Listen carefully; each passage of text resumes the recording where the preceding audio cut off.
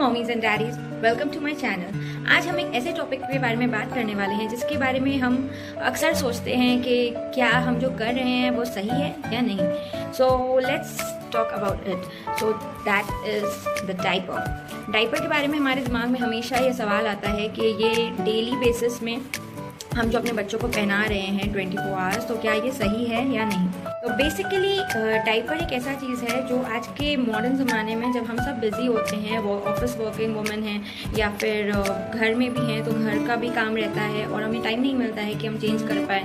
Nuclears family हो गए हैं तो बहुत मुश्किल हो जाता है कि पहले के टाइम में बहुत सारे लोग होते थे जो बच्चों को देख लेते थे, बट आज के टाइम में वो इतना ईजी नहीं रहा है। तो हम क्या करें, अगर हमें डायपर पहनाना है तो कैसे पहनाएं और उसका किस तरीके से पहनाएंगे जिससे साइड इफ़ेक्ट्स ना हो। तो पहले तो हम डिस्कस करेंगे कि साइड इफ़ेक्ट्स होता क्या है डायपर से। पहली बात है कि डायपर जब हम अपने बच्चों को पहनाते हैं काफ़ी देर तक अगर छोड़ देते हैं तो उससे उन लोगों को इन्फेक्शन भी हो सकता है यूरिन में, अगर वो बहुत देर पड़े रहें, बिकॉज बहुत सारा केमिकल जेलीज होते हैं उसमें। तो इसलिए ये एक साइड इफ़ेक्ट है जिससे इन्फेक्शन होता है अगर आप रेगुलरली चेंज ना करें। तो सबसे ज़रूरी है कि जब आप अपने बच्चों को डायपर पहनाएं तो 2 से 3 घंटा में रेगुलर आपको अपना चेक करना है बच्चे का। हर बच्चा अलग होता है, कोई बच्चा फ्रीक्वेंटली करता है, बच्चों का एक टाइम आता है जब ज़्यादा यूरिन करते हैं और that is a good sign, that is a healthy sign. तो उस वक्त हम लोगों को फ्रीक्वेंटली बेसिक हम लोग का एवरेज है 3 घंटा से 4 घंटा में आपको चेंज कर देना चाहिए। लेकिन अगर आपका बच्चे का फ्रीक्वेंटली हो रहा है यूरिन और जल्दी भर जा रहा है तो आप हिचकिचाइए नहीं, उसको जल्दी चेंज करिए। सेकेंडली, डायपर रैश क्रीम लगाना बहुत ज़रूरी है। इनिशियल डेज में जब बेबी न्यू बॉर्न बेबी को अगर आप डायपर पहना रहे हैं तो इट इज़ वेरी इंपॉर्टेंट कि आप उसको रैश क्रीम लगाएं, वो जगह रेड ना हो।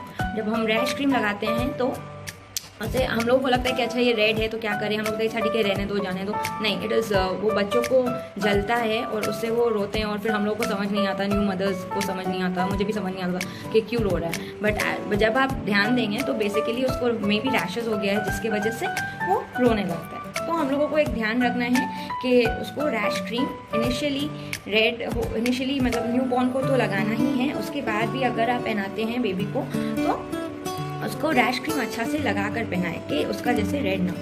और थर्ड पॉइंट ये है हमारा कि आप जब अगर फीमेल बेबी है तो आप उसको अगर थोड़ा टाइट भी डायपर है तो दैट इज़ फाइन, कोई भी नंबर का, मतलब जो भी बच्चे का वेट है वो देखकर ही डायपर पहनाएं, छोटा डायपर ना पहनाएं। पर अगर आपका बेबी बॉय है तो बहुत ज़रूरी है कि आप उसे 1 नंबर बड़ा ही पहनाएं, या फिर अगर वो मतलब केजी में थोड़ा कम केजी की तरफ है, जैसे कि 6 to 12 है अगर, तो अगर 6 केजी की तरफ है आपको लगे थोड़ा लूज होना चाहिए बेसिकली, तब फिर ठीक है। लेकिन अगर वो 12 केजी तक का है और आपने उसे 12 केजी खुद का बेबी है तो आप उसे पहना रहे हैं तो उसे टाइट होगा, तो वैसा नहीं पहना है, उसे 1 नंबर ज़्यादा पहना है। अगर वो समझ लीजिए 2 नंबर का डायपर है तो 3 नंबर पहना है, बिकॉज लड़कों को टाइट डायपर से प्रॉब्लम होता है, एलर्जीज हो जाता है, इन्फेक्शन हो सकता है, कुछ भी हो सकता है। तो इसीलिए इन्फेक्शन से बचने के लिए आप उसे इन्फेक्शन से और इसलिए आप लड़कों को टाइट डायपर ना पहनाएं, बेसिकली डायपर थोड़ा लूज रखें। तो ये 3 पॉइंट था। और प्लस डायपर जो होता है वो थोड़ा एक्सपेंसिव भी होता है, तो बेस्ट है हमारे लिए